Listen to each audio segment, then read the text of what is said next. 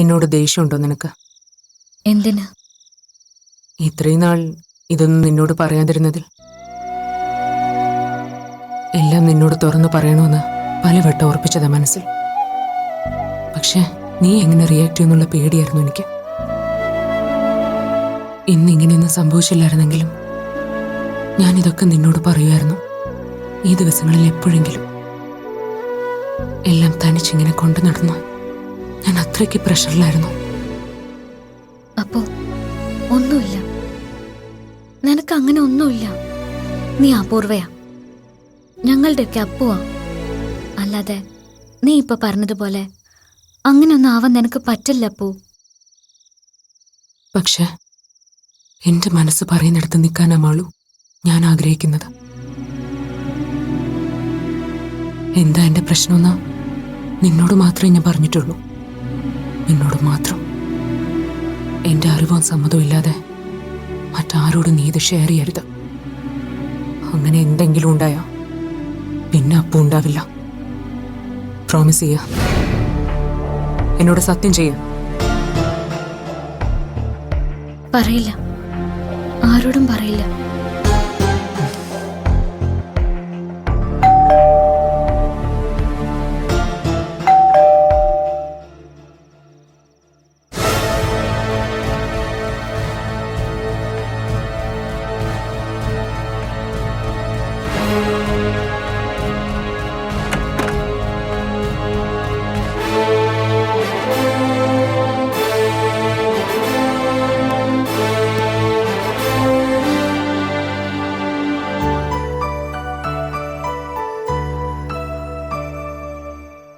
ഉറക്കമായിരുന്നു രണ്ടുപേരും. ഇങ്ങോട്ട് ഇറങ്ങി വന്ന്.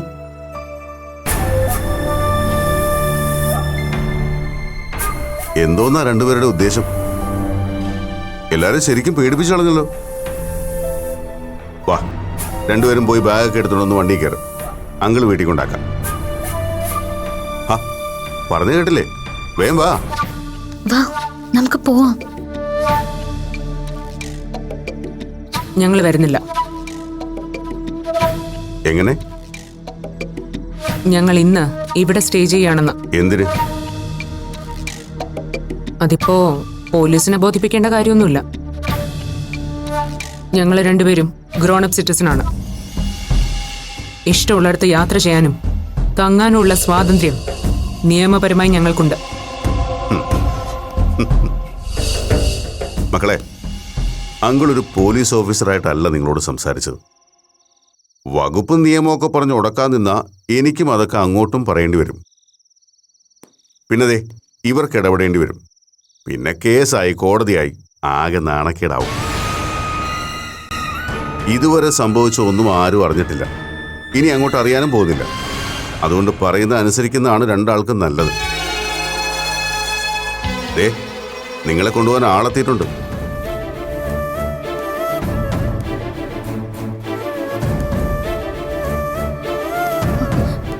ഏയ് പോട്ടെ മോളെ, പേടിച്ചു പോയ രണ്ടാളും.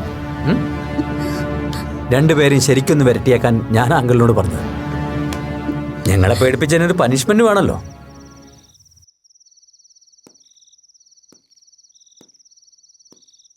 കമ്മപ്പൂ എടുക്കാനുള്ളവരെടുത്തോ, വേഗം വാ. എല്ലാവരും അവിടെ വിഷമിച്ചിരിക്കുക. ഞങ്ങള് എന്റെ വണ്ടി വന്നോളാം. ആ അത് വേണ്ട, വണ്ടി ഞാൻ വീട്ടിലെത്തിച്ചേക്കാം. ഇപ്പൊ രണ്ടുപേരും അച്ഛൻ്റെ കൂടെ പോയാൽ മതി. അത് മതി മോളെ. ഈ മൂഡിൽ നീ വണ്ടി എടുക്കണ്ട. അങ്കിൾ അതിനുള്ള ഏർപ്പാട് ചെയ്തോളും. ആ മാളു ചെല്ലു മോളെ. ആ കീങ് എടുത്തേക്ക്. എടുക്ക്.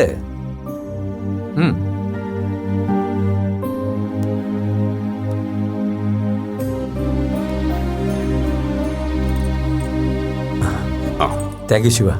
ഓക്കെ, എന്നാ പിന്നെ ഞങ്ങൾ ഇറങ്ങട്ടെ. ശരി.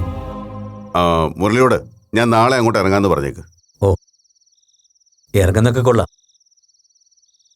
ഈ കേസ് ഇവിടെ കൊണ്ട് അവസാനിപ്പിക്കണം. ശരി, വാ.